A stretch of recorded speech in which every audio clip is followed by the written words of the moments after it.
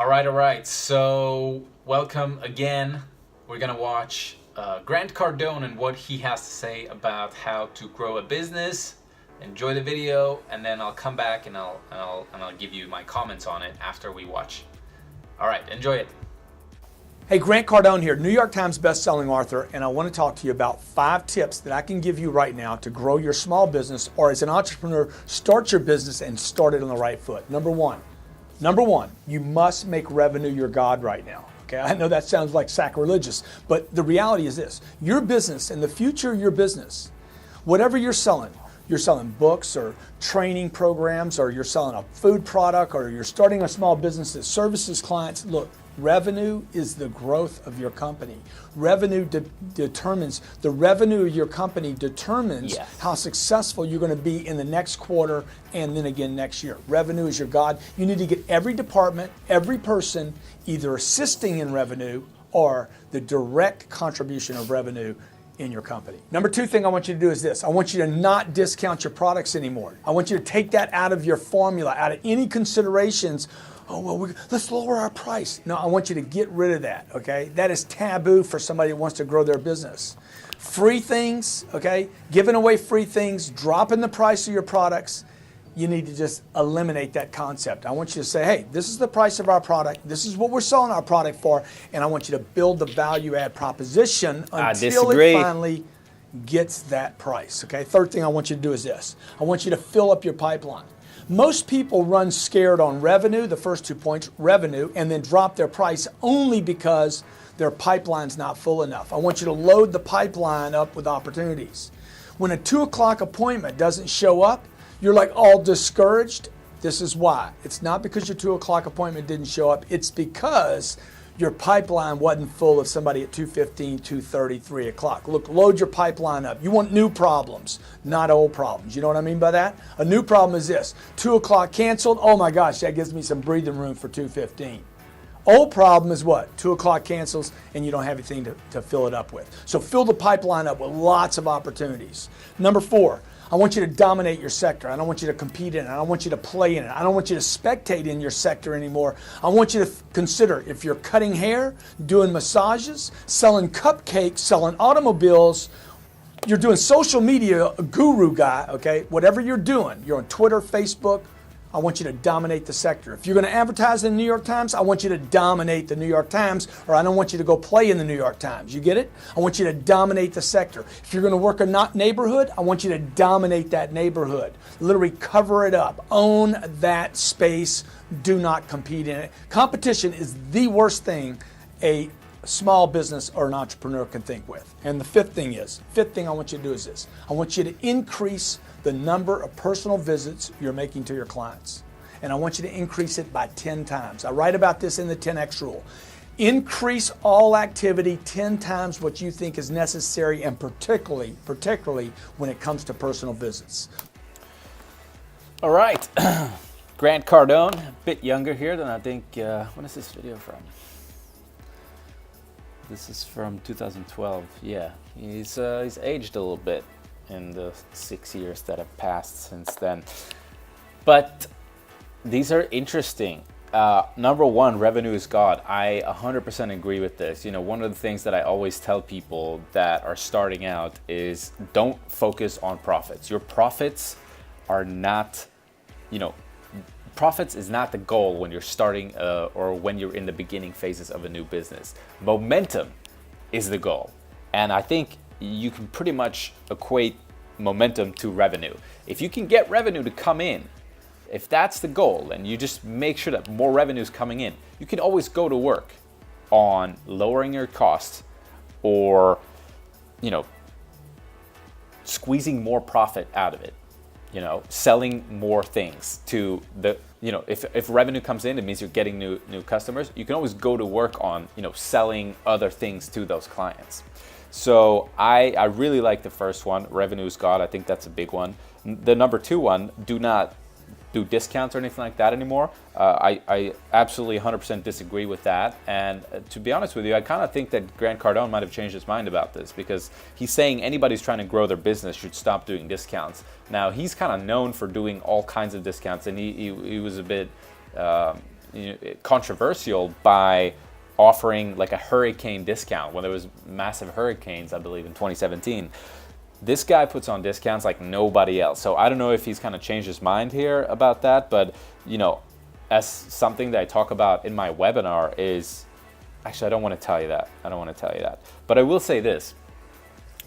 One of the best things that I've done in my business was lowering my prices, okay? Literally, my business changed overnight by lowering my prices. And everybody is telling you to keep raising your prices. Oh, just double your price and you'll make twice as much money. And they forget to tell you that you're gonna have to work twice as hard now to close that sale. Maybe that's not always true, but here's my point with that is premium pricing usually comes with kind of a premium effort of trying to close a sale.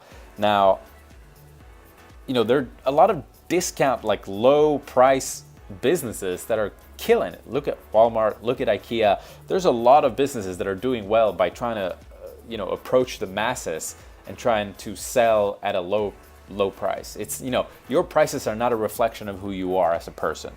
So, we're talking about your business here. It's not you. So I disagree with the discount thing. I do it. I do think there are some things to keep in mind with that. If one thing that I've personally seen is, once you do offer somebody a discount, they're going to expect it the next time to come around as well. So you have to make sure that if you do offer somebody a discount, you got to also put your foot down, which I've had to do when they try to get it again in the future. And you could probably prevent that by telling them when you're giving them the discount, this is a one-time thing. When you come back and buy from us again, I won't be giving you this discount. And I think that might help you combat any type of issues with that in the future.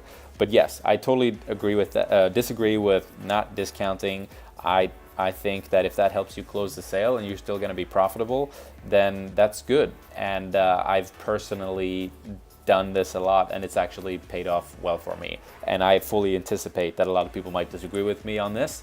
But you're dealing with theory.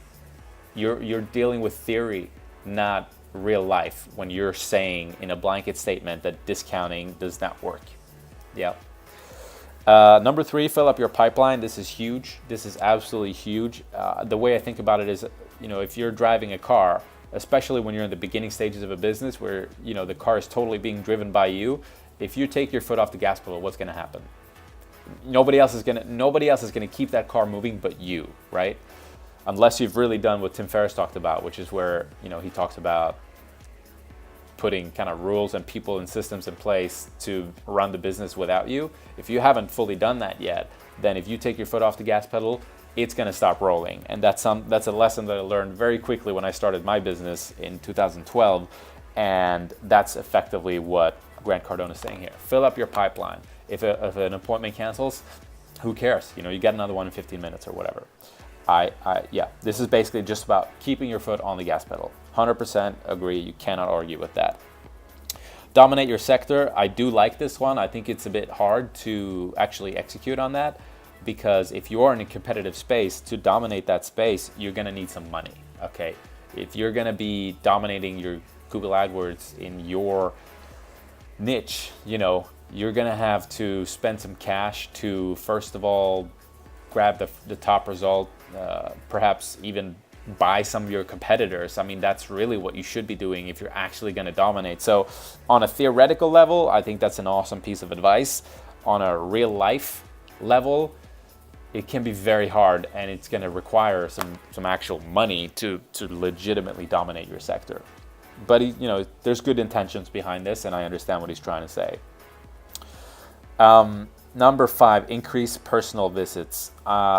I love that too. It's not something that I do. I'm all about being able to run a business just straight off my laptop. I mean, I live in a different country than 99% of the clients that I serve. For me to do personal visits is pretty much out of the question. With that said, again, it's another very good theory that if I actually was able to do that, and if I did it, I know that it would serve my business well. And I think that everybody who can should take this advice. It makes total sense. And the next best thing would be to probably, give a phone call to clients, because I don't even do that. Again, I'm trying to run a fully automated business that's run off my laptop, where I am fully hands off and it's completely automated and it's being run by other people. So although I started my business, I'm pretty much completely removed from any client interaction. And when we create videos for our clients, I never talk to them when they're a lead. I never close the deal. I don't even see their video, and I have no contact with them whatsoever. I'm focusing on growth. I'm trying to focus on growing my business, and that's kind of on a macro level. So I have no client interaction. With that said, I think number 5, increase your personal visits by 10 times is an awesome piece of advice. It's just not something that I personally can do something about the way things are set up at the moment. Boom, there you have it. Hope you liked that video. I want to hear your questions in your comments. What did you like, dislike? And also, what do you want to see more from me in the future? Whether you're watching this on YouTube or you're reading a blog post that I've written, tell me, what should I be looking at next? What kind of questions would you like answers to? All right, that's it. Have an awesome day. Talk to you soon.